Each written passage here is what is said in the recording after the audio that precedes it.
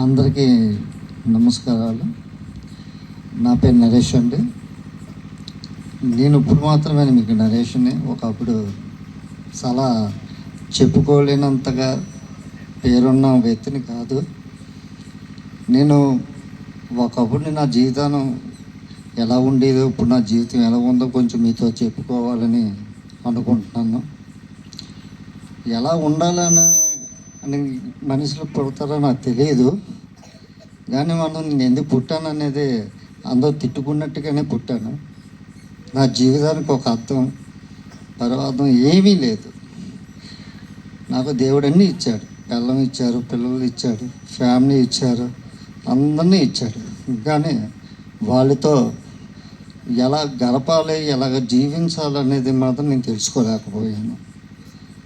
తర్వాత నా జీవితం అంతా తాగుతూ తిరుగుతూ స్నేహితులతో నా జీవితాన్ని చాలా నాశనం చేసుకున్నాను.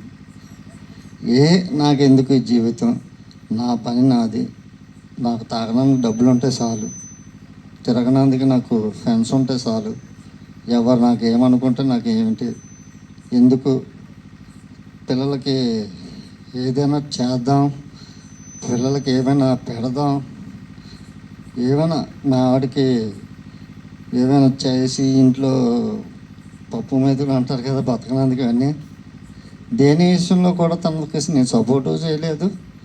ఏ విషయంలో నేను దానికి ఏ విషయంలో పాలు పంచుకోలేదు. అలా తాగినందుకే సరిపోయినంతగా 4 రోజులు 3 రోజులు అలా డ్యూటీకి వెళ్ళేవాడిని. శాలరీ రాగానే మళ్ళీ ఒక 10 రోజుల దాకా అలా తాగుతూ అప్పులు చేస్తూ నాకు అలాగా జీవితాన్ని చాలా కాలంగా నడిపేసాను. బిడ్డలు పుట్టారు, వెతుకుతూనే ఉన్నాను, నా ఎదురుగా చేస్తూనే ఉన్నారు. పిల్లలు నన్ను చూస్తూ నాన్నయ్య కదా నన్ను చూస్తున్నాడు అనుకున్నాను, కానీ నా తీరును చూసి నన్ను చూసి నాలో ఉన్న రాశిస్తతాన్ని చూసుకుంటూ పెరుగుతున్నారని అనుకోలేకపోయాను. తర్వాత పిల్లలు నన్ను భయంతో నవ్వుతున్నారు, భయంతో వస్తున్నారు అని గ్రహించలేకపోయాను. ఆ తర్వాత నా పిల్లలు ఏమైనా నేను తాగి వచ్చేటప్పుడు పిల్లలు ఇలా రండి అంటే ఆలోచించేవారు 10 నిమిషాలు. మా నాన్న ప్రేమిస్తూ పిలుస్తున్నాడా, నా నన్ను ఏమైనా కొట్టనందుకు పిలుస్తున్నాడా, ఏమైనా అన్నందుకు పిలుస్తున్నాడా, నా పోతే దేనికి పిలుస్తున్నారు అన్నట్టుగా భయం ముందుకు అడుగు వేసుకుంటూ వచ్చేవారు. ఏం డాడీ అంటూ భయంతో పలకరించేవారు. నేనే తిన్నారా, పడుకోండి అంటూ గసురుతూనే వాళ్ళతో జీవితం సాగించాను. ఇంకా ఎందుకు అని అనుకునే టైంలో నలుగురు తిట్టుకుంటున్నారని నాకు తెలియదు. అందరికీ పలకరించినట్టే పలకరిస్తున్నారేమో అనుకున్నాను. నా వెనక ఏమేమో అనుకున్నారో ఏటేటో నా జీవితం ఏంటో తెలియదు. ఆ తర్వాత నాకు జీవితం నడుస్తున్న కొలిది ఒకరోజు ఒక అక్క ద్వారాగా రోడ్డు మీద కనిపిస్తూ తాగుతూ ఊగుతూ నేను రోడ్డు మీద వెళ్తుంటే తనకు ఏమనిపించిందో పిలిచింది. అది కూడా ఆ అక్కతో నాకు పెద్దగా పరిచయం కూడా లేదు.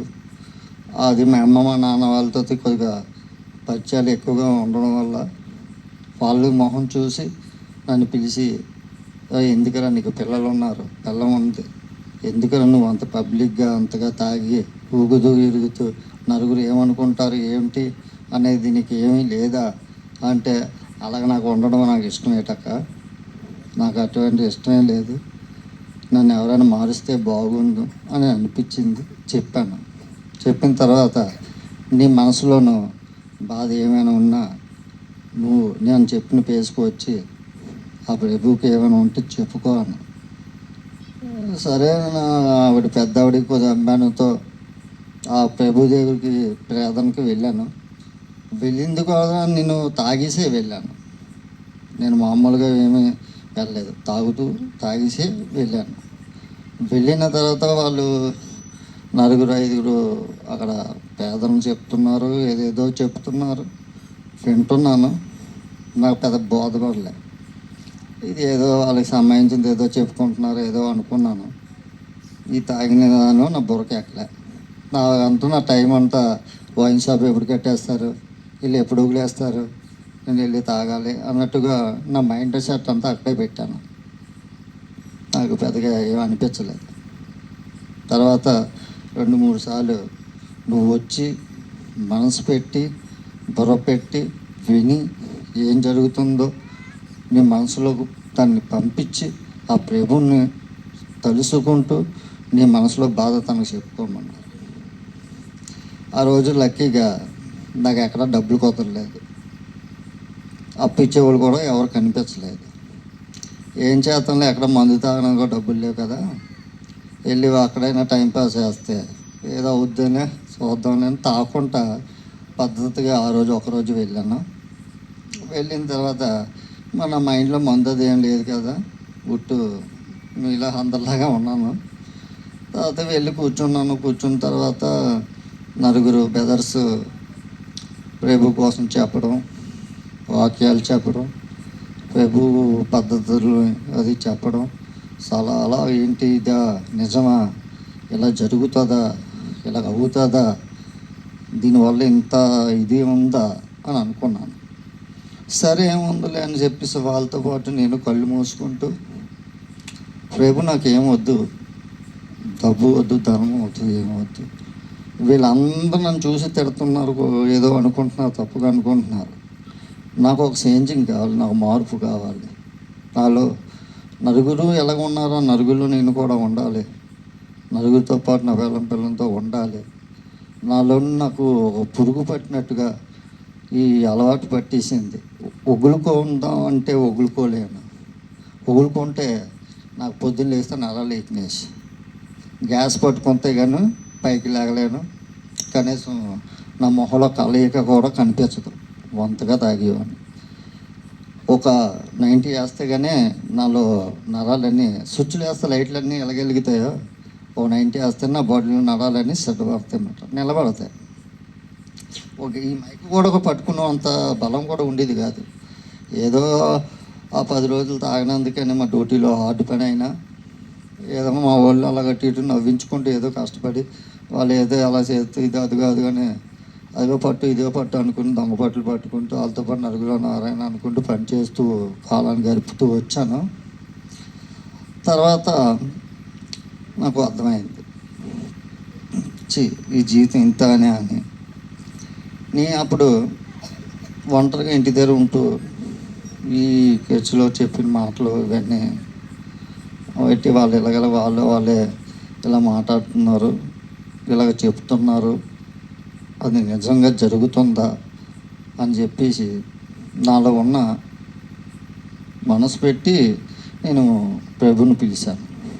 ప్రభు, నాకు ఒక మార్పు కావాలి, నా పిల్లల మొహంలో నాకు వాళ్ళ మొహంలో కళ కావాలి, అది నా ద్వారాగా వాళ్ళ జీవితం అంతా నవ్వుతూ నాతో గడపాలి అని అనుకున్న సమయం మళ్ళీ వెళ్ళాను. వెళ్ళిన తర్వాత అర్థమైంది. అలాగా 10 రోజుల దాకా గడిపాను, పద్ధతిగా వెళ్ళి అన్నీ. సరే అంత బాగానే ఉంది. అయితే ఈ 10 రోజులు 5 రోజులు తాగకపోవడం నా జీవితంలో ఎప్పుడూ లేదు. ఈ 10 రోజులు తాగకుండా ఉంచాడు ప్రభు అంటే ఏదో ఒక చిన్న చేంజింగ్ అవుతుంది. సరే ఇదేదో బాగుంది, ప్రభు నా మాట వింటున్నాడు అని ఆ యేసుప్రభుకు నేను మొక్కుకోవడం జరుగుతుంది. ఇది రన్ అవుతుంది అనగానే ఈ తాగపోవడం వల్ల నాకు కొంచెం ఏమైనా ఒంట్లో బాగోపోవడం అది జరుగుతూ ఉంటుంది. నా బాడీలో ఏం జరుగుతుందో నేను గ్రహించలేకపోయాను. అలాగా మనిషిని చాలా వీక్ అయిపోవడం, కూర్చుంటే లేగలేకపోవడం, ఒళ్ళంతా చలి జ్వరంలాగా పట్టుకోవడం, నరాలు వీక్నెస్, కనీసం ఒక డొక్కు నీళ్ళు కూడా పట్టుకుని స్ట్రేట్గా నిలబడకపోవడం అనే పరిస్థితిలో ఉండేవాడిని. సరే అని చెప్పేసి నేను హాస్పిటల్కి వెళ్ళాను. నాకు ఒక బీపీ జబ్బు ఒకటి ఉంది, ఇది మంత్ తాగించినప్పుడు నాకు డాక్టర్లు కూడా సర్టిఫికేట్ ఇచ్చారు, నువ్వు పర్మనెంట్గా బీపీ మనిషివైనా, నువ్వు కంటిన్యూగా నువ్వు హాస్పిటల్కి వచ్చి మంత్ ఈ ట్యాబ్లెట్ తీసుకుని వెళ్ళి లడ్డు ముగ్గురులా మింగుతూ ఉండాలి నువ్వు, ఇక అదే ఒక స్వీట్ ల్యాబ్ది, ఇది వేసుకోకపోతే నీ నోటికి తీపితనం తెలియదు, నీ భయానానికి ఒక అర్థం కూడా తెలియదు అని చెప్తే ఆ మాత్రలు మింగలేక చాలా ఇబ్బందులు పడేవాడిని. ఎందుకంటే అది గవర్నమెంట్ ట్యాబ్లెట్, చాలా ఓవర్ హీటు. ఆ ఓవర్ హీటు, నేను తినే తిండి ఓవర్ హీటు, నా పని ఓవర్ హీటు, చాలా అలాగా భరిస్తూ వచ్చాను. వచ్చిన తర్వాత కొన్నాళ్ళ ట్యాబ్లెట్లు కూడా వేసుకుని ఓపిక లేక మానేశాను. డాక్టర్లు అయితే ఇంటికి వచ్చి మరీ చెప్పేవారు, ఈ నెల మీరు మాత్రలు తీసుకోవడానికి రాలేదు ఏమిటి. మర్చిపోయానండి అని. మర్చిపోయినా సరే వాళ్ళే తెచ్చి ఇచ్చేవారు. సరే అని చెప్పేసి అలా ఉన్నాను. ఉండిన తర్వాత నాలో ఒక్కొక్క చేంజింగ్ మొదలైంది. డాక్టర్ దగ్గరికి వెళ్ళిన తర్వాత ఈ స్టాండింగ్లు ఇవన్నీ తీశారు. తీసిన తర్వాత డాక్టర్ చెప్పారు, నువ్వు ఎంతకాలం నుంచి మందు తాగుతున్నావు. సార్ నీ కాలము రోజులు కాదు సార్ నేను తాగేది. నాకు మూతి మీద మీసం రాకముందు నుంచి తాగుతూనే ఉన్నాను. మరి సంవత్సరాలు అంటే చెప్పలేను సార్, ఎందుకంటే ఇది నేను పుట్టినరోజు డేట్ అయితే చెప్పగలను, కానీ నేను మొదలుపెట్టిన డేట్ని రాసుకోవడం మర్చిపోయాను సార్ అన్నాను. సరే బాబు, మరి నువ్వు ఎంతవరకు తాగావో ఏంటో నాకు తెలియదు, కానీ మొత్తం నీ రక్తం, నీ లెవెల్లో మొత్తం అన్నీ దొబ్బేసే, ఇంకేమైనా కోరికలు ఉంటుంది, ఏమైనా ఉంటే పిల్లలతో తీర్చుకో, నచ్చి నువ్వు వండించుకో, తిను. ఎన్నాళ్ళు ఉంటే అన్నాళ్ళు భూమి మీద ఉండి కాస్త జాగ్రత్తగా ఉండి మరి ఎదిగా చచ్చిపోన్నారు. అమ్మ కొన్ని మందు పెరుగుని నమ్ముకున్నాను, మందు మానేశాను, లాస్ట్లో ఇదేటో నాకు ఇలాగయింది అని చెప్పేసి మరీ గట్టిగా ప్రభువుని ఏటి ప్రభు, ఈ 10 రోజులు వచ్చినందుకు మరో 10 రోజులు మందు మానిపించావు, ఇదేనా నన్ను చంపేనందుకు మానిపించావు అని కోపంతో అడగడం జరిగింది, బాధపడడం జరిగింది. ఆ రోజు రాత్రి బాధతో పడుకున్న మా ఆవిడకి మా పిల్లలకి ఏం చెప్పలేదు. చెప్పడానికి ఇంకేముంది, ఇది 10 రోజులు మందు మానేస్తే డబ్బు లేక మానేసాడేమో అనుకున్నాను, పాత అలవాట్లాగా. అంతేగాని ఇది బాగోలేదన్నా ఏదైనా బాగోపోవాలంటే నన్ను పట్టించుకునేందుకు నేను అంత మంచోనేం కాదు కదా. ఇంకా నేను తిరిగి చెప్పే వాళ్ళకి బాధ పెట్టే కంటే నేను కూడా బాధపడే కంటేనే నవ్వు మూసుకొని వలకోవడం అనుకుని 4 మెతుకులు ఆడితే తినడం, పడుకోవడం అలా గడిపాను. గడిపిన తర్వాత ఉండి నాకు నిద్రలో చిన్న తెలివి వచ్చి లెగిసాను. పక్కన చూస్తాం పిల్లల్లో పడుకుని ఉన్నారు, నా భార్య పడుకుని ఉంది. అప్పుడు అనిపించింది, ఏంటి నేను నా పరిస్థితులుగా అయిపోయింది. మారే టైంలో కూడా నేనంటే అంత పాపం చేశానా, అన్ని పాపాలు చేశానా అని అనిపించింది. వీళ్ళు పడుకుని మొహాలు చూసి రాసి చేతులు కాడిన తర్వాత మనం ఎందుకు దులుపుకోవడం, చేసిన తప్పులు మరి ఇంకా అంతే అనుకున్నాను. అనుకుని అలా పైకి చూస్తూ అలా అనుకుంటూ తలుసుకుంటూ ప్రభువుని, ఏటి ప్రభు, చాలా మందిని చూశాను, విన్నాను, ఇలాగ నేను నమ్ముకుంటే ఇలా జరుగుతుందని అనుకుని చూశాను కూడా. నన్ను ఆల్రెడీ నాకు కొంచెం ఇచ్చావు మంత్ తాకుంటూ, ఇప్పుడు ఈ రోజు దాకా కానీ నాకు ఎందుకు జబ్బులు ఇచ్చావు అని మళ్ళీ ప్రభుని అడగడం మొదలుపెట్టాను. అంతే అంటూ పడుకున్నాను. పడుకున్న తర్వాత మేమున్న నలుగురిలో నాకు 5వ వ్యక్తి నా పక్కకు చేరి నన్ను ఏదో తొడుముతుంటూ నా తలను రుద్దుతుంటూ ఒకటోగా అనిపించింది. మందు తాగి ఉంటే నేను నిద్రపోయేవాడు, నాకేం తెలిసేది కాదు, ఒంటి మీద బట్ట కూడా తెలిసేది కాదు. ఇలా ఉండడం వల్ల నిద్ర పట్టట్లేదు. కొన్నాళ్ళు నాకు నిద్రే పట్టేది కాదు మందు లేక. అలా నేనే పిచ్చోళ్ళ మాట్లాడుకోవడం, పిచ్చోళ్ళ ఊగించుకోవడం, ఓపుకుంటే సెలగెళ్ళిపోవడం, నా వల్ల ఏదో ఎడుకోవడం, అటు తిరగడం ఇటు తిరగడం అలా చేసేవాడిని. నిద్ర ఎక్కడైనా అంతా కొనుక్కుందాం అనుకున్నాను, అప్పు చేశాను. నిద్ర రాలేదు, ఏమీ లేదు. అన్ని సౌభాగ్యాలు పడుకున్నందుకు అన్నీ ఉన్నాను, నిద్ర రావట్లేదు. ఏంటి ఆ దేవుడా అంటే నిద్ర కోసం ఏడ్చాను. ప్రభు నాకు ఒక పవర్ నిద్ర తండ్రి, పొద్దున్న లేస్తే పడిపోయినట్టు ఉన్నాను, నాకు నిద్ర లేదు, ఏమీ లేదు. నీకు నిద్ర కాదు, నీకు మంచి జీవితాన్ని ఇస్తాను చూడు అని. చూడడానికి ఇంకేటున్నది, వైపు అన్నీ ఎండిపోయే డాక్టర్ చెప్పేశాడు నాకు ఇంకేం లేదని, ఇంకేం చేయాలి అని అనుకున్నాను. ఏమో ఎందుకో మంచిదని మళ్ళీ డాక్టర్కి వెళ్ళి కలిశాను. కలిసిన తర్వాత డాక్టర్ గారు ఒకటే అన్నారు, మెల్లికి ఒక 4 రోజులు బతుకుతామని నువ్వు ట్రై చేస్తే ఒక 6 నెలలు మాత్రలు ఇస్తాను వాడు అన్నారు. సరేగా కొన్ని రోజులైనా బతుకుదాంలే అని చెప్పేసాను. 6 నెలలు మాత్రలు వాడడానికి నిర్ణయించుకున్నాను.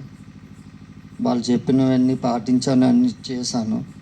చేసిన తర్వాత ఇంకా కంటిన్యూగా ప్రభుని నేను మాట్లాడుతూనే వచ్చాను. అలా వచ్చిన తర్వాత నిదట్లో ఒక వ్యక్తి వచ్చి నాకు చెప్పి నువ్వు చేసిన పాపాలన్నీ నేను తీసుకొని నా రక్తంలో కడుక్కుంటూ నీ మనసుని నీ రక్తాన్ని నీ శుద్ధిపరుస్తున్నాను. నువ్వు కళ్ళు మూసుకొని నీ జీవితం ఎక్కడి వరకు ముడివేసి ఉంచుకున్నావో అక్కడ వరకు ఇప్పేసుకుని నీకు శాసనిస్తున్నాను తిరుగు అన్నాడు. పొద్దున్న లేకగానే నాకు వాతావరణం అంతా చాలా విశాలంగా చాలా ఫ్రీగా అనిపించింది.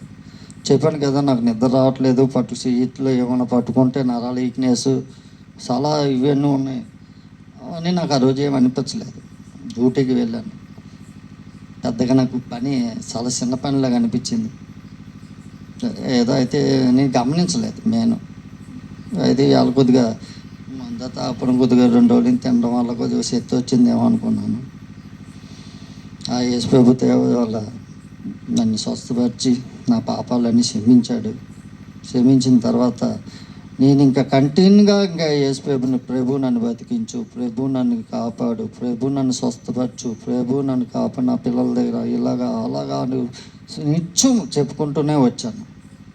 ఈ రోజు దాకా రాత్రి పగలు అంటూ లేకుండా ఆయన ధ్యానంతో అలా వచ్చాను. వచ్చిన తర్వాత 6 నెలలు గడిచిన తర్వాత నేను మళ్ళీ భయంతో 6 నెలల దాకా కలమన్నారు కదా, ట్యాబ్లెట్లు అయిపోయాయని చెప్పేసి చెప్పినందుకనే డాక్టర్కి వెళ్ళినందుకనే వెళ్ళాను. వెళ్ళిన తర్వాత డాక్టర్ గారు మీరు చెప్పినట్టుగా నేను అన్ని మాత్రలు మిస్ చేయకుండా ఒక్కరోజు కూడా కాకుండా ఒకళ్ళకుంటా నేను ట్యాబ్లెట్లు వాడుకుని వచ్చాను సార్. ఇంకా నేను 10 రోజులు ఎక్స్ట్రా బతుకుతాను, 1 నెల రోజులు బతుకుతాను సార్.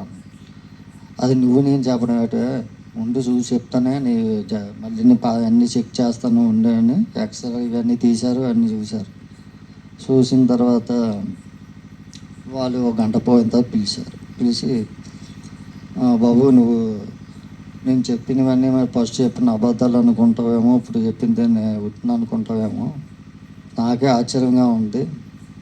నువ్వు బాగా హీరైపోయావు. నువ్వు మందు తాగలేని వాళ్ళు ఎంత ఆరోగ్యంగా ఉంటారో ఆ స్టేజ్కి వచ్చావు. అది నాకు ఆశ్చర్యంగానే ఉంది. అది నీ అదృష్టమో నా పద్ధతి ఏంటో నాకు తెలియదు. ఇకపై అయినా నువ్వు జాగ్రత్త పడి నువ్వు శుభ్రంగా ఉంటే ఇంకలకాలం నీ పిల్లలతో ఉంటావు. డాక్టర్ గారు ఇది మీరు చేసిన గొప్ప కాదు సార్, నేను నమ్ముకున్న నా యేసు ప్రభు నాకు ఇచ్చిన కొత్త జీవితం సార్ అని మీ వల్ల కాదుకుపోయినా నా యేసు ప్రభు కోసమైనా నా బిడ్డ వెళ్ళవంగో కాదు నలుగురిలో నన్ను నిలబెట్టిన నా యేసు ప్రభు కోసమైనా ఈ రోజు నుంచి జీవిస్తాను సార్ అని ఆయనకి తన నమస్కారం పెట్టి నువ్వు బయటకు వచ్చేసాను. వచ్చి వెంటనే నా దగ్గర కొంచెం డబ్బులు ఉన్న తర్వాత మా పిల్లలకి నచ్చిన మేరీ బిస్కెట్లు, ఒక రసన్స్ దాసపళ్ళు, అబ్లిపళ్ళు ఇవన్నీ కొనుక్కొని వచ్చాను. అంటే నాకు చిన్న పండగలాగా అనిపించింది. ఆ రోజు వచ్చి మా ఆవిడకి చెప్పాను, పిల్లలు స్కూల్కి వెళ్ళారు. దేవి నేను ఇప్పుడు దాకా భయపడుతూ నేను వాడిన ట్యాబ్లెట్లు ఇవన్నీ మరి నాకు అన్నీ పనిచేసి డాక్టర్ గారు ఆశ్చర్యపోయినట్టుగా నీవు ఫస్ట్ నుంచి తాగలేని వ్యక్తి ఎలాగుంటాడో అలాగే ఉన్నావు. నీ బాడీలో ప్రతి అవయవాలు శుభ్రంగా ఉన్నాయి, నీ అవయవాలన్నీ చాలా క్యూట్గా ఉన్నాయి. నువ్వు ఎటు వెళ్ళావు యువత కుర్రోడ్లాగా ఉన్నావు. ఇప్పుడు నీలో అంత శక్తి ఉంది, నాకే ఆశ్చర్యం వేస్తుందని మా ఆడికి చెప్పాను. ఇలాగ అన్నారని తర్వాత సరేలేండి ఆ ప్రభు దేవాల మనకి మంచిగా జరిగింది తను పేదం చేసుకుంది, నేను పేదం చేసుకున్నాను. వచ్చిన తర్వాత పిల్లలకు చెప్పినా సరే వాళ్ళకి ఏం అర్థం వాళ్ళది ఏ వయసులే అని చెప్పేసి వాళ్ళకి ఏం తెలియనట్టు ఉండి పిల్లలు ఏదో కొనేసి పెట్టి అంత బాగా అయిపోయింది. ఆ తర్వాత నేను నా డ్యూటీలో ఏ రోజు కూడా నాకు ఒక మర్యాద లేదు. వీడు వస్తే 4 రోజులు వస్తాడు పోతాడు అని. అప్పుడు యేసు ప్రభు దేవల కాలం గురించి నడుస్తున్న కొద్ది యేసు ప్రభు ద్వారా నాకు కూడా డ్యూటీలో కొంచెం మర్యాద దక్కింది. అందరి దగ్గర నాకు మంచి పేరు దక్కింది. నరేష్ నువ్వు ఎలా మారేవరా, ఏంట్రా నువ్వులాంటి వాడు మారడం అనేది చాలా విచిత్రం, మీ యేసు ప్రభు చాలా గ్రేట్రా అన్నట్టుగా చెప్పుకున్నట్టుగా నేను వాళ్ళ ఎదురుగా మారి ఈరోజు దాకా నేను వాళ్ళ ఎదురుగా నిలబడ్డాను.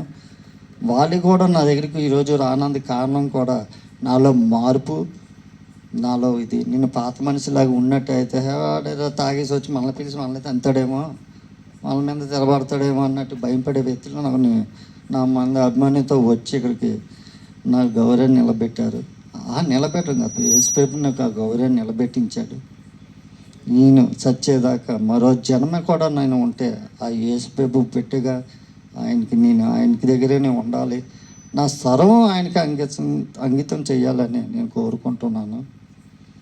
నేను ఈ యేసుప్రభుని నా బిడ్డలతో నేను నా వంశాన్ని నిలబెట్టుకోవాలనుకుంటున్నాను.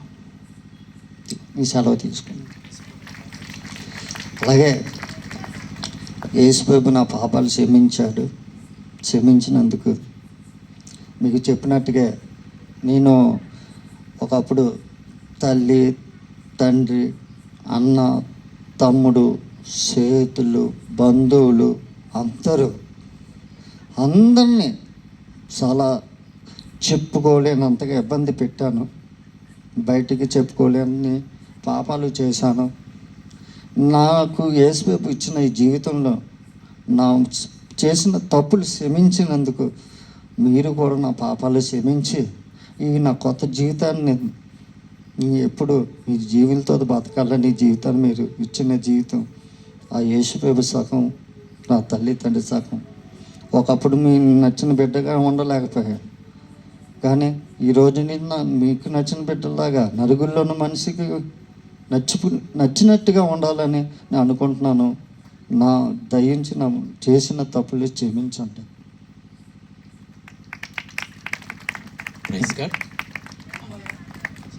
ఈ కుటుంబం ఓకే, మరి సమయం చాలా తక్కువ ఉంది, మనం చాలా దూరం వెళ్ళాలి, పావుతక్కువ 9 అయిపోయింది.